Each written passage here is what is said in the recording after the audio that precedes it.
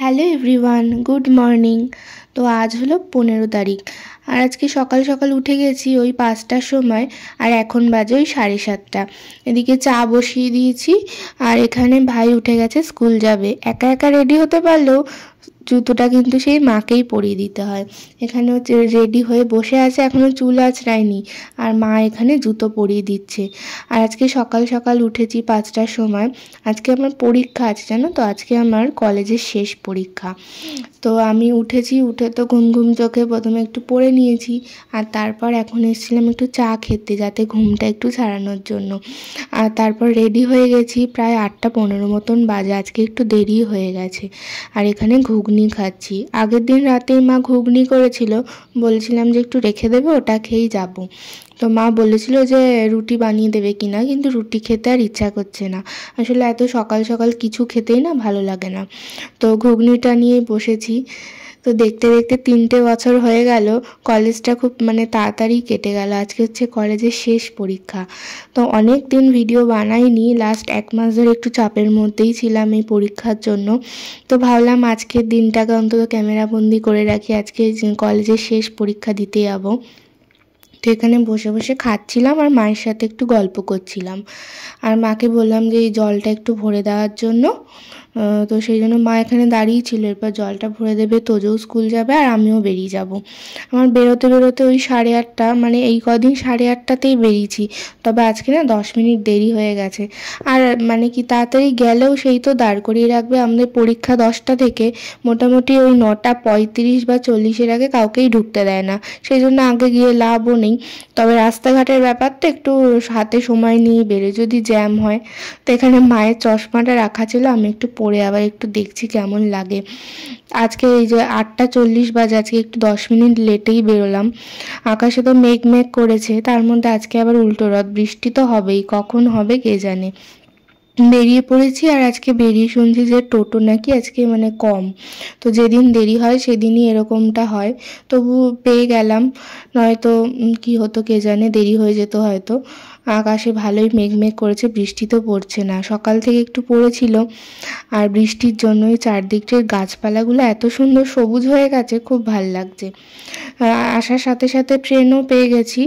আর এই হলো ক্লাসরুম, যেখানে আমার সিট পড়েছে। এর আগে কদিন একই রুমেই সিট পড়েছিল, তবে শেষের দিন দেখছি রুমটা পাল্টে গেছে।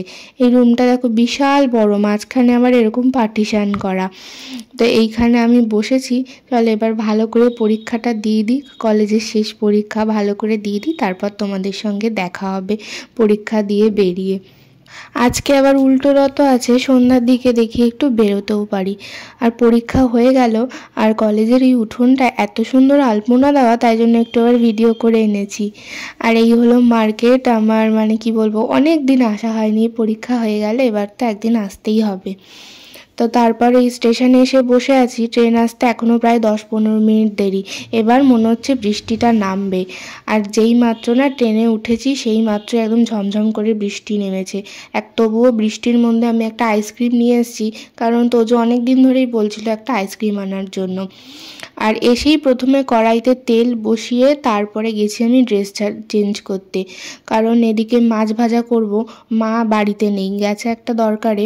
তো সেই জন্য মা আর কি মাছটা ভেজে রাখিনি, কারণ ঠান্ডা মাছ হয়ে গেলে না, সেটা ঠান্ডা হয়ে গেলে ভালো লাগে না, মাছ ভাজা একটু গরম গরমই ভালো লাগে। তো সেই জন্য কড়াইটা বসিয়ে দেখে যে ফ্রেশ হয়ে এসেছি, এরপর আমি মাছটা ভেজে নিচ্ছি। মাছ ভেজে তারপর খেতে বসবো। আর আজকে মাছ ভাজতে ভাজতে যা একটা বড় দুর্ঘটনা হয়ে যেত, কি বলবো। এই দেখো আমি গ্যাসটা বন্ধও করে দিয়েছি, কি হয়েছে সেটা একটু পরেই বলছি। আজকে একটা বড় দুর্ঘটনার হাত থেকে বাঁচলাম। খুবই একটা রিস্ক হয়ে যাচ্ছিল। তো খাওয়া দাওয়া করে নিই, তো এদিকে আবার ডালটা ওই জন্য মাইক্রোওভেনে গরম বসিয়েছি। আর আজকে সেরকম একটা কিছু ভালো রান্নাও হয়নি। এদিকে কি সব পটলের তরকারি হয়েছে, ডাল হয়েছে, আর মাছ ভাজা, আর গন্ধরাজ লেবু আছে। তো এই দিয়েই খাবো। মাছের ঝোল খেতে এখন আর একদম ভালো লাগে না, খেলে ওই মাছ ভাজাটাই খাই, বা ঝোলের থেকেও হলে তুলে খাই, মাছের ঝোল খেতে আর ইচ্ছা করে না। তো সেই জন্য গরম গরম মাছটা ভেজে নিয়েছি। আর যেটা বলছিলাম, আজকে যখন মাছ ভাজা বসিয়েছি না, তো পাশের তো আরেকটা গ্যাস খালি, তো ভাবলাম যে ডালটা একটু গরম করে নিই। যেই মাত্র গ্যাস ওভেনটা অন করেছি পুরো না আগুন জ্বলে উঠেছে। আমি সঙ্গে সঙ্গে গ্যাসটা অফ করে দিয়েছি, এই পাশে মাছ ভাজা হচ্ছিলো ওইটাও অফ করে দিয়েছি, তবু দেখছি আগুন নিভছে না। গ্যাসের নিচে যে পাইপ থাকে ওইটা দেখছি জ্বলছে। তো সঙ্গে সঙ্গে দিদুনকে ডেকে, তো দিদুন যে মেন একটা ওই যে সিলিন্ডারে একটা কি নব থাকে না, ওটা ঘুরিয়ে দিয়েছে, তারপর বন্ধ হয়েছে। তো মানে কী যে হয়েছিল, আমি যদি বাড়িতে একা থাকতাম তাহলে যে আমি কী করতাম কে জানে। তো এখানে বিকেলবেলা এই কাকুটা এসে ঠিক করে দিয়েছে। আর আজকে তো বললাম একটু সন্ধ্যেবেলা বেরোবো রথ দেখতে, আগে থেকেই না মাকে বলে রেখেছিলাম উল্টো রথের দিন কিন্তু যাব, কারণ সোজা রথের সময় যেতে পারিনি রথ দেখতে, সেই সময় পরীক্ষা চলছিল। কিন্তু মা আজকে যেতে রাজি হলো না। কিন্তু রাজি না হলে কি হবে, আমি একা একাই বেরিয়ে পড়েছি। একা যেতে আমার কোনো অসুবিধাই নেই, কারণ আমি প্রায় সময়তে একা একাই কিন্তু ঘুরে বেড়াই। মাঝে মধ্যে মা যায়, আবার মাঝে মধ্যে কিন্তু আমি একা একাই যাই। চলে এসেছি বাজারে, এই আমাদের রথ।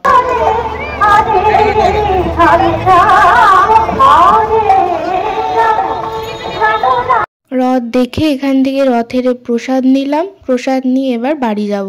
আর এখানে আসার সময় দেখলাম আমাদের এখানে গোপালজি মন্দির আছে, ওখানে দেখলাম খিচুড়ি দিচ্ছে। এই দেখো আবার লাইনও পড়েছে বেশ। তো আমিও ভাবলাম যে খিচুড়ি যখন দিচ্ছে তাহলে আমি নিয়ে যাব বাড়িতে। এটা হলো আমাদের এখানকার গোপালজি মন্দির। তো এতদিন কিন্তু আর কি জগন্নাথ এখানেই ছিল, এটা হচ্ছে মাসির বাড়ি। তো আজকে যেহেতু চলে যাবে সেই কারণে এখানে সবাইকে খিচুড়ি দিচ্ছে।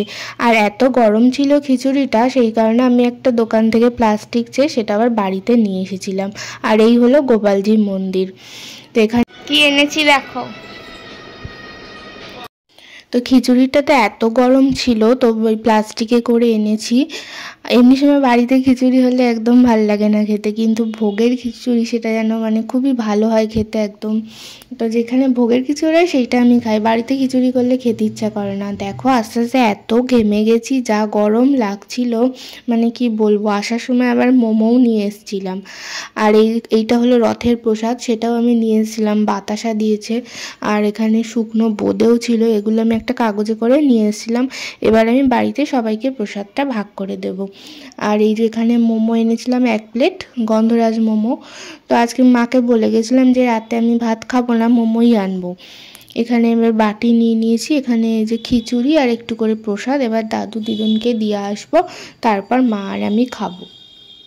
এখানে খিচুড়ির সাথে একটা করে আলুর দম দিয়েছে। আর খিচুড়িটা প্যাকেট খোলাতেই এত সুন্দর গোবিন্দভোগ চালের গন্ধ উঠেছে কি বলবো। তো খিচুড়ি খাওয়ার আবার বেশ কিছুক্ষণ পরে এই দেখো গন্ধরাজ মোমো। এই দোকান থেকে অনেক দিন পরেই মোমো আনলাম। মোমোগুলো দেখলাম বেশ ভালো খেতে, এর আগে কিন্তু এরকম বড় বড় করতো না। অনেক দিন পরে আনলাম, দেখলাম মোমোগুলোর বেশ কোয়ালিটি ভালো করেছে, আর খেতেও খুব সুন্দর। তো এরপর আমি মোমো খেয়েছিলাম, মোমো খেয়ে তারপর আমি শুতে চলে এসেছি। তারপর দেখছি মা আবার এখানে মোমো আর ফ্রাইড রাইস এনেছে। তো আমার মোমো খাওয়া দেখে মায়েরও নাকি মোমো খেতে ইচ্ছে করছিল। আবার আমাদের পাশে একটা দোকান আছে, ওখান থেকে মোমো এনেছে মায়ের জন্য, আর আমার ভাইয়ের জন্য এনেছিল ফ্রাইড রাইস। তো ওখান থেকে আমার জন্য একটু রেখেছে। আর মা এনেছে মাঞ্চুরিয়ান মোমো। তবে আমার না ওই যে কোনো এইসবের থেকে প্লেন মোমোই ভাল লাগে, যেগুলো নর্মাল স্টিম করা থাকে। তো মা এখান থেকে বলছে নে নে, অনেকবার বলছে নে নে, আমি বলছি না আমি আর খাবোই না, আমার পেট ভরে গেছে। তো আমারটা এখানে তোজোই খেয়ে নিচ্ছে। ওর তো এগুলো খেতে খুব ভাল লাগে, ওর তো রোজ এগুলো হলে এগুলোই ভালো হয়। আর ও এগুলোই খায়, প্রায় সময় খায় এগুলো। তো আজকের ভিডিওটা এই পর্যন্তই, কেমন লাগলো অবশ্যই জানিও। তো সবাইকে টাটা, সবাই ভালো থেকো, সুস্থ থেকো। দেখা হচ্ছে পরবর্তী কোনো একটা ব্লগের সঙ্গে। কারণ আমিও টাটা দিয়ে দিয়েছি, তোজো টাটা দিয়েছে, এবার মায়ের পালা। তো চলো আজকের ভিডিওটা এই